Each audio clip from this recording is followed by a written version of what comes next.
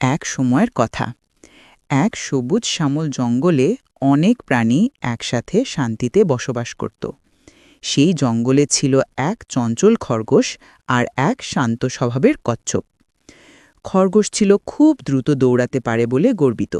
সে সব সময় অন্য প্রাণীদের সামনে বড়াই করে বলতো, আমার মতো দ্রুত এই জঙ্গলে কেউ নেই, আমি দৌড়ালে ধুলোও ধরতে পারে না।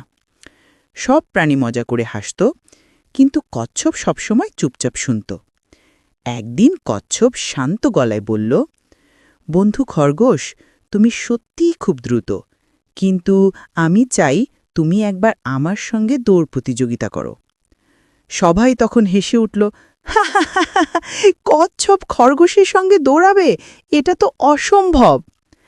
খরগোশ হেসে বলল, তুমি যদি চাও তাহলে কাল সকালেই দৌড় শুরু হবে, আমি তো বিশ্রামও নিতে পারবো মাঝপথে।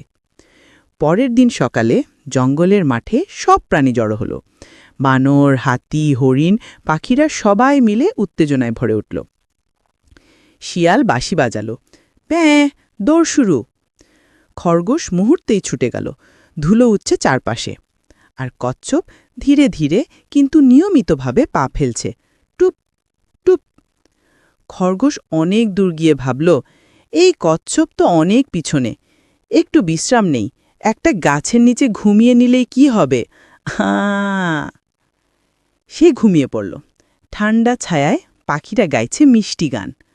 অন্যদিকে কচ্ছপ থামেনি এক মুহূর্ত। সে ধীরে ধীরে পাহাড় পেরিয়ে, নদী পেরিয়ে এগিয়ে চলল। মুখে হালকা হাসি, মনে একটাই কথা, আমি ধীরে চলি, কিন্তু থেমে থাকব না। সময় পেরিয়ে গেল। খরগোশ ঘুম থেকে জেগে উঠে সূর্যের আলো দেখে চমকে উঠল। ওহ না, অনেক সময় নষ্ট হয়ে গেছে।